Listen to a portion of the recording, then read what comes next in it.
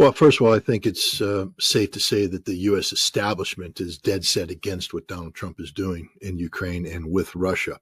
Unfortunately, the U.S. establishment has been influenced for some time now by what I call the Putin whisperers. That is a class of academics and government professionals who have cut their teeth on Russia, not from the perspective of the Cold War. How can we not just oppose the Soviet Union, but how can we get along with the Soviet Union? Sort of a Reagan model, even a Bush model, Papa Bush. But instead have adopted the Clinton, Bush, Obama, Trump in his first term, Biden approach of Russia is a adversary.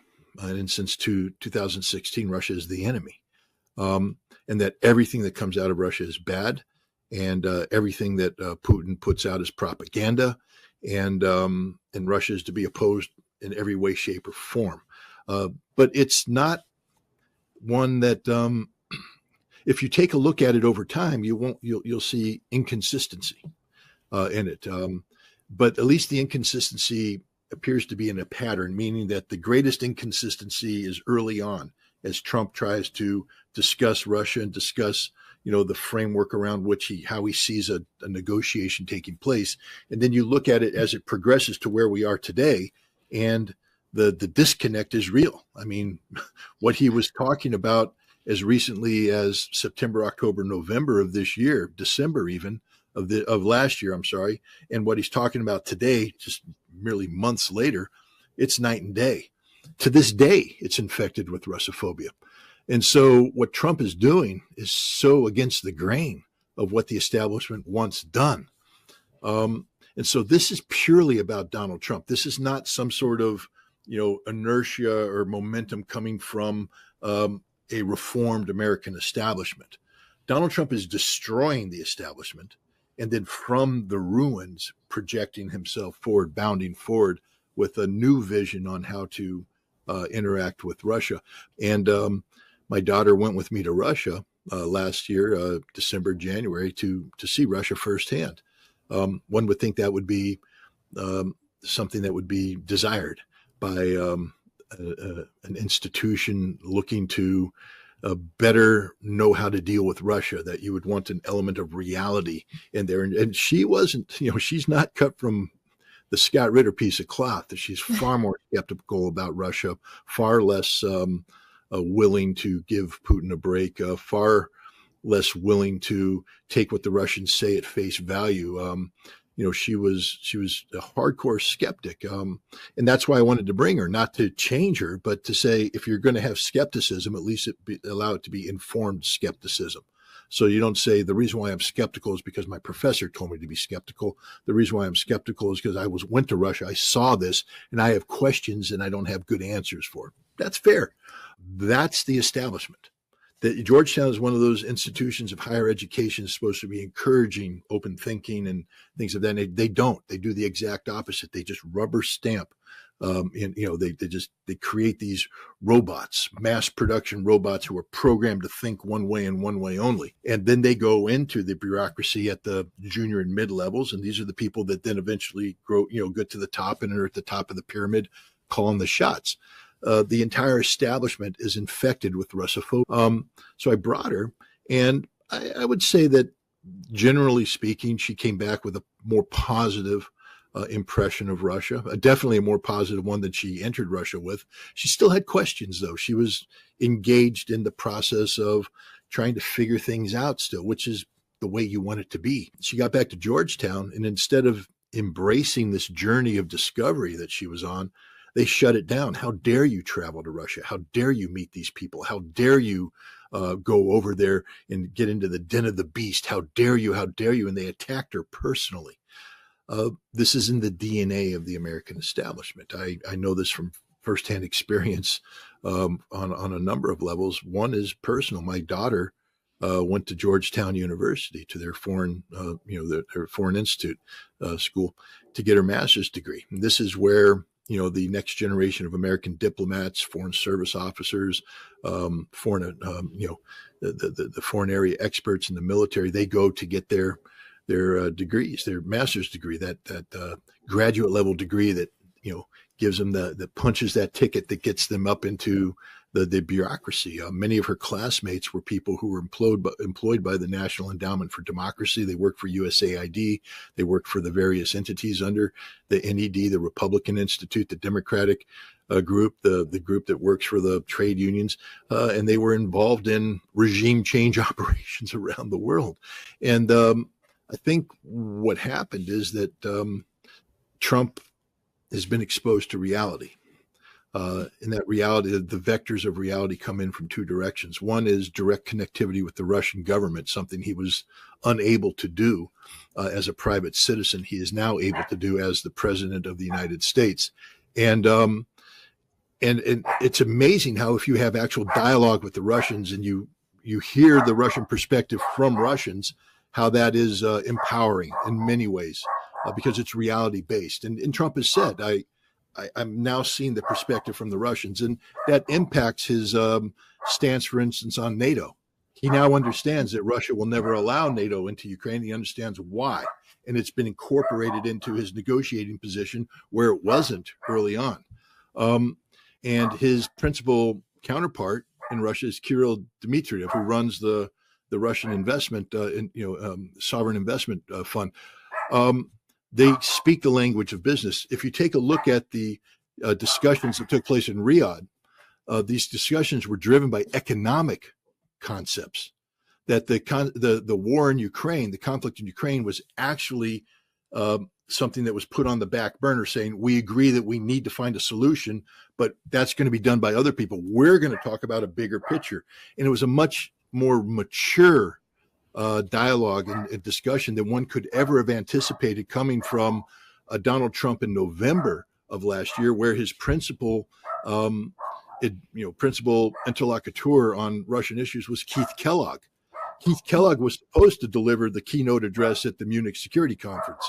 And suddenly he's not in Munich. J.D. Vance is. He was supposed to go to NATO, but Pete Hegseth's there, and said, Kellogg goes on this sort of consolation prize tour. You get to go to Poland. He's not a key player, and any role he plays in the future won't be as the principal advisor, but rather as a person designated to implement concepts that have been derived by others. And I also think that he has the benefit of from people who are interacting with the Russians, again, at a level that they were unable to do under the Biden administration. Let's take, for instance, Wickoff, his Middle East envoy, who has turned into a Russian envoy now. This is a man who, traveled to Moscow just a week or so ago to liberate Mark Fogel. He has no Russian background at all, zero, but he's a businessman, and business is the language of Donald Trump. And I think a lot of Zelensky's support comes from Ukrainians who believe that he represents the conduit to the West, that whatever vision or fantasy they have about being part of the West, being part of the EU, being part of NATO, is contingent upon his ability to interface with Western leaders and influence Western leaders.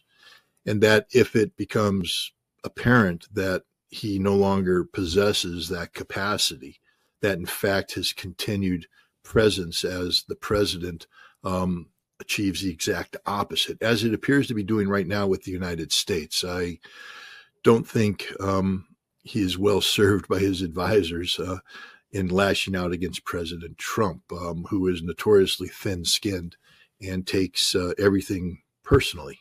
And you see that with the exchanges taking place right now. Trump is now taking extreme positions, which may be fact-based. I mean, I actually share many of the conclusions that Donald Trump is reaching. But, the thing is, this isn't something that Trump was saying a week ago.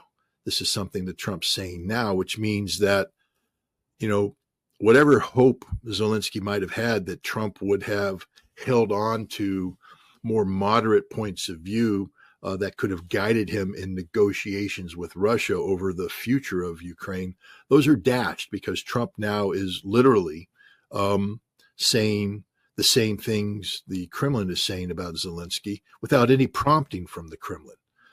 One, that shows that these are his true beliefs, and that this was the direction the United States was going to head in regardless under Trump.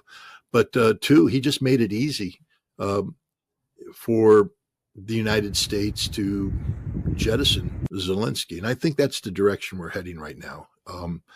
And it will come from within Ukraine. I think the moment the Ukrainian elites that have protected Zelensky and sustained Zelensky realize that the longer he is in power, the worse the situation is going to be for Ukraine. That today is the best day Ukraine's going to have for the rest of its existence. And if they wait until tomorrow, tomorrow will be worse. And one guarantee is the day after tomorrow will be even worse than that. It's just going to get worse. It is not going to get better for Ukraine. And the reason is because of its leader, Zelensky. I think most Ukrainian officials have acknowledged that without continued U.S. aid, military and financial, that Ukraine cannot sustain this conflict for very long. Some have put a timeline of 2 months. I will give the Ukrainians more credit than that, and say that they could probably hold out for several months. But two, the burden that will put on Europe is immense, and Europe's not prepared to pick up this burden by itself. They are talking about the various things they can do. And so far, Europe is not able to generate the extra $100 billion worth of aid that would be required to replace, the American aid stream. I mean, the key there is, how extensive is his power base in Ukraine? Meaning how, who and for how long is willing to support him, regardless of the cost.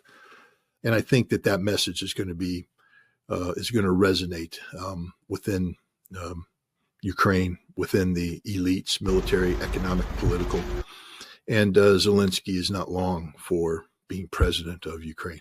And every Russian I talk to, when they talk about how important this is, it's personal to them because they all lost family members. They all lost everything. And the tears come in their eyes. So, I went to a Russian war monument. I think it was dealing with Sevastopol. And you go in there and you go through, and there's this corridor where the names of the fallen are carved into a wall, and you hear their voices coming at you. And then you walk in, and it's like an auditorium, and you see the faces, and then it turns into the stars. And the implication is that 27 million souls are looking down on you and judging you every day for your actions to ensure that the way you live your life today honors the sacrifice they made to give you the life that you're living today. And this isn't propaganda. This is as real as it gets. And then she said something very interesting. And again, in the West, I struggle to try and impart on Americans how utterly essential the memory of the Second World War, the Great Patriotic War, is to defining the existence of modern day Russians. That it's not propaganda. It's not Putin doing this. It resonates with. Maria Zakhareva cried when she talked about her mother and bread. I don't know if you remember that conversation. She talked about the importance of bread and why bread means so much to her. Because back in World War II, her grandmother sustained her mother on grams of bread, and they would starve to death without it. Bread was life. And so you can't today be at a dinner table and leave bread on your plate.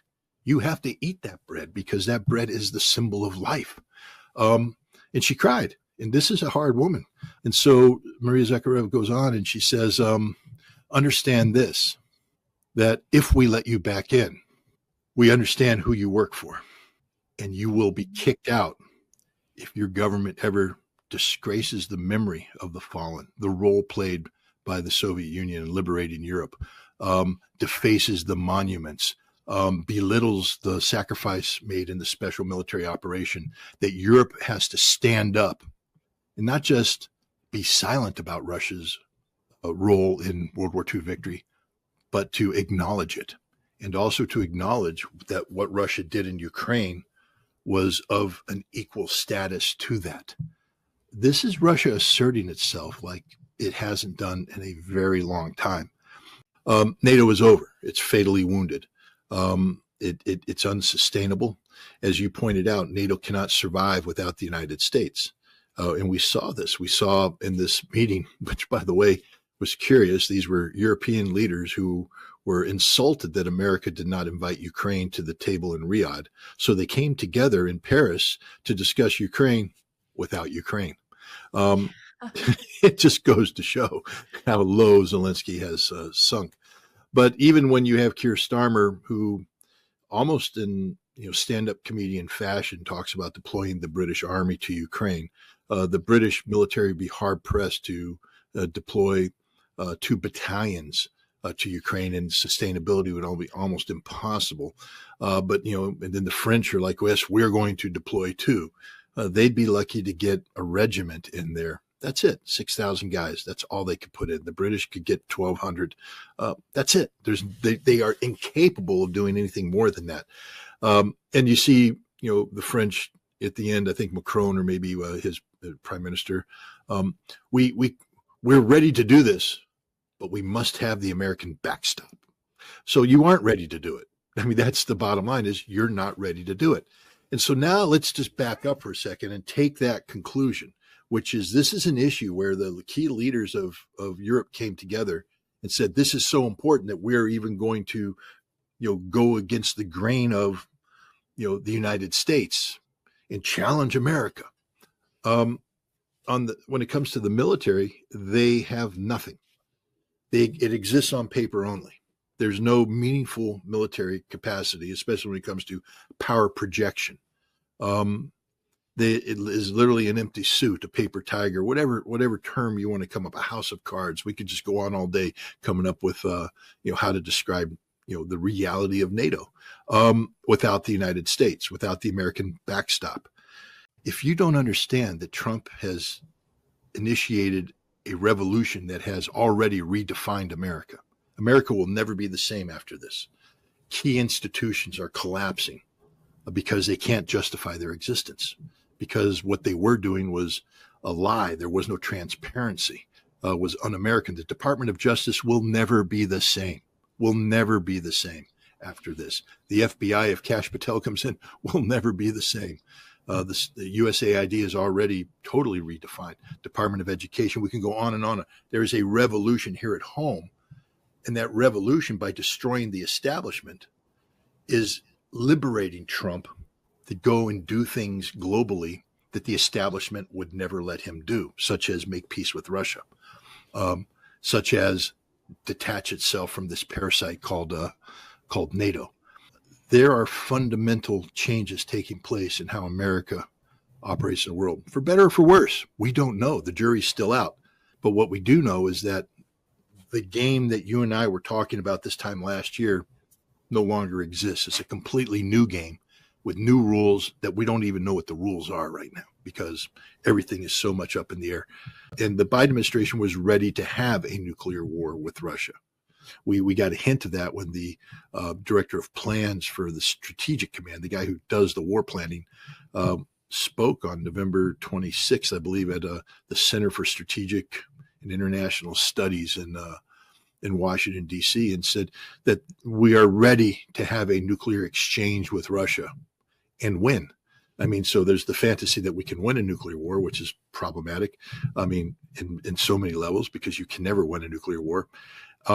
But their preparedness to do this. And when you couple that with a conversation I had with a senior Democratic congressman who was briefed by the CIA on their assessment about the Russians, I said, well, I know you can't get into classified briefings, but did they think the Russians were bluffing? And he said, no. The scary part wasn't that. He said that the CIA actually said the Russians aren't bluffing. He said the scary part was when the Biden administration said, we don't care. We're ready to have a nuclear war. That's how close we were. That's the mindset that existed there. And the Balts have to be very careful, because while the Russians are not inclined to do any major military operation against the Baltic states, it's not what they want. Russia's not going to stand by idly while the Balts try to destabilize Kaliningrad, which is Russia. and it will become violent very quickly and will end detrimentally to the Balts. And because NATO won't be able to respond, because the United States won't allow it to respond, it just further underscores the reality that NATO is, nothing more than a paper tiger. Europe's falling apart, and it's all over for Europe as it currently is configured, and we're looking at something totally new emerging. And this is where I come back to people who, try to belittle Donald Trump. And I think it's going to succeed, but that means that Europe is going to have to fundamentally change. We see a situation where Emmanuel Macron will definitely lose the next presidential election by 18 to 20 points to Marine Le Pen, who is no fan of continuing this conflict. Starmer's his support is collapsing. He'll be the sixth British prime minister in the last 2 years, or since 2016, so the last 8 years. But I mean, lately they've just been falling like flies. You've got potential change, dramatic change in Germany, change in Romania. I feel sorry for Meloni in Italy, because she's like, do I want to be, or anti-Europe? What am I supposed to be? I don't know, because Europe's falling apart around her. She was invited to, Mar-a-Lago to be with Trump, because I think, she's the one European leader that isn't permanently tainted with Russophobia. And the other thing that is happening now is that Trump no longer trusts Europe as a singularity. He has said this on several occasions, that he is stopping any interaction with Europe as a singularity, meaning that Ursula von der Leyen and Kallas, is she from Estonia?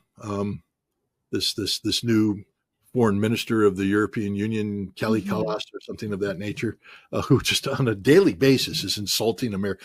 Again, pro hint to people out there: you're allowed to hate us, really, and I think you have justification in many times to hate us. We haven't been the best of friends, and we haven't been good neighbors, and you can say all that stuff. However, we're still the biggest dog in the block. And the smart thing is to pet us and maybe feed us some treats. Right. Okay, that's the smart approach. Europe is being put in line. Trump will not deal with Europe as a singularity anymore. Trump has said that he will deal with Europe in terms of bilateral relations with European nations, which is the end of the European Union. But if you want to take the big dog who's already irritated, remove his food bowl, kick him, punch him, tease him, he's going to turn on you and swallow you. Europe has insulted America one too many times. Again, if you're going to insult us, be willing to stand on your own. Stand up and say, I am somebody that is capable of operating without you and willing to operate without you. So therefore, I thumb your, we can get into Monty Python insults, when you're not able to do that, when you are the dog that still has the leash attached, to the collar held by the person you're insulting, don't be surprised when they yank that over there and put you in line.